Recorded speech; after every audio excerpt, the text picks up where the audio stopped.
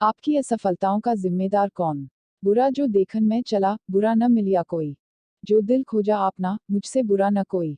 आपकी असफलताओं के लिए जिम्मेदार कौन है? आपके माता पिता, जो चाहते हैं कि उनके बच्चे खूब नाम रोशन करे, खूब आगे बढ़े, लेकिन वही माता पिता ये कभी नहीं चाहते कि उनके बच्चे रिस्क ले कुछ ऐसा कर दिखाए जो पूरी इस दुनिया में किसी ने नहीं किया हो।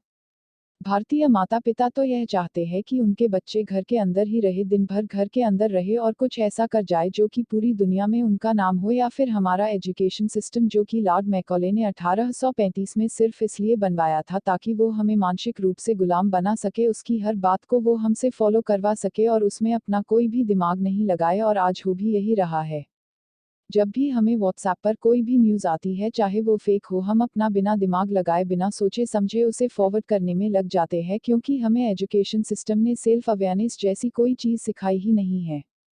हमारा एजुकेशन सिस्टम तो हमें इतिहास रटना सिखाता है, ना कि इतिहास रचना। और सबसे बड़ी दुख की बात तो ये है कि जिस एजुकेशन सिस्टम में हम पढ़ते हैं, हर दिन जहाँ जाते हैं वहीं पर हमारा राष्ट्रगान जो कि जन गण मन अधिनायक जय हे है, हम उसे गाते तो है, लेकिन कई भारतीय को उसका मायना ही नहीं पता। या फिर जिम्मेदार है हमारी सरकारें, जहाँ यदि एक युवा सरकारी नौकरी पाने के लिए निकलता है तो उस एक नौकरी को पाने के लिए उसको अपने जैसी लाखों युवाओं के साथ प्रतिस्पर्धा करना पड़ता है।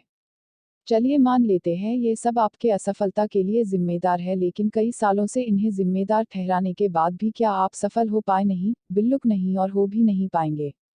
एक 15 से लेकर 30 साल तक युवा ऐसे कौन से गलतियां कर रहा है जिसके कारण भारत की आज़ादी 72 साल बाद भी हमारा युवा सफल नहीं हो पा रहा है? जब तक आप अपनी कमियों को नहीं पहचानेंगे और उन्हें नहीं सुधारेंगे, तब तक आप जीवन में आगे नहीं बढ़ सकते हैं।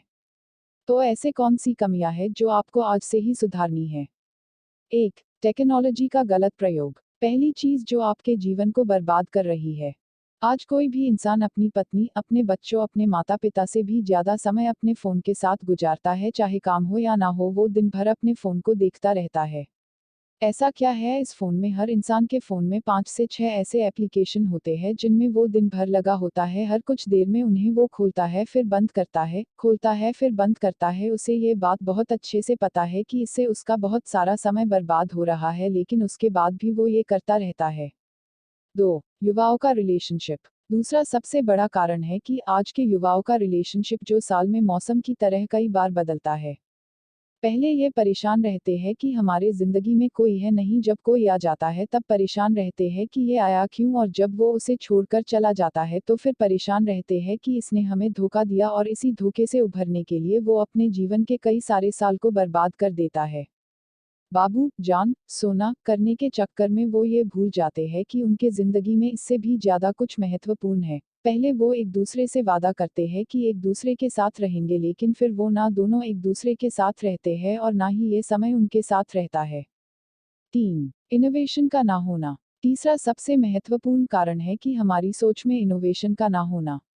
आज हम भारतीय बहुत ही फक्र के साथ कहते हैं, और होना भी चाहिए, कि हमारे सुंदर पिचाई गूगल के सीईओ है, सत्य नडेला माइक्रोसॉफ्ट के सीईओ हैं, इंदिरा नूई पेप्सी के सीईओ हैं, और ऐसे बहुत सारे भारतीय विदेशी कंपनियों के लिए बहुत अच्छा कर रहे हैं।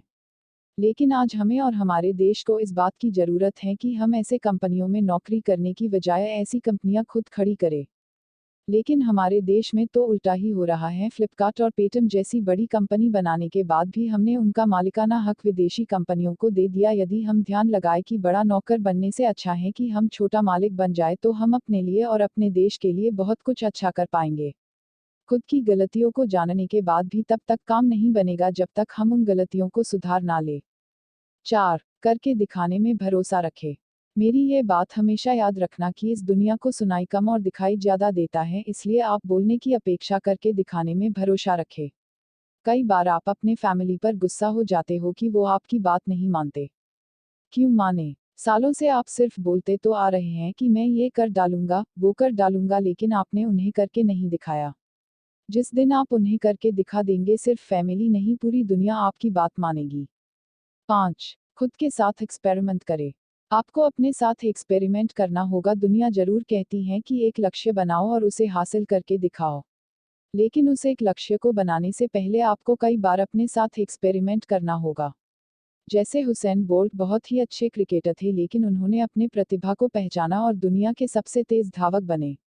महेंद्र सिंह धोनी जो पहले बहुत ही अच्छा फुटबॉल खेलते थे, लेकिन अपने आप को जाना पहचाना और भारतीय टीम के सर्वश्रेष्ठ कप्तान बने।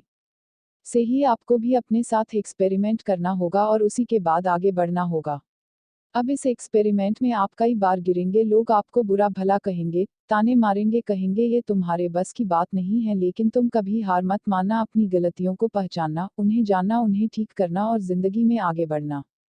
कर्मण्येवाधिकारस्ते मां फलेषु कदाचन मां कर्मफलहेतुर्भुर्मा ते संगोस्त्व कर्मणि। गीता में भी हमें यही समझाया है कि हमारे हाथ में सिर्फ कर्म करना है, फल का अधिकार हमारे हाथ में नहीं है। वो हमें ईश्वर देंगे अच्छे कर्मों का अच्छा फल और बुरे कर्मों का बुरा फल। इसके लिए आप हमेशा तैयार रहिए। आशा करती हूँ कि मेरी बातें आपको समझ में आई होगी।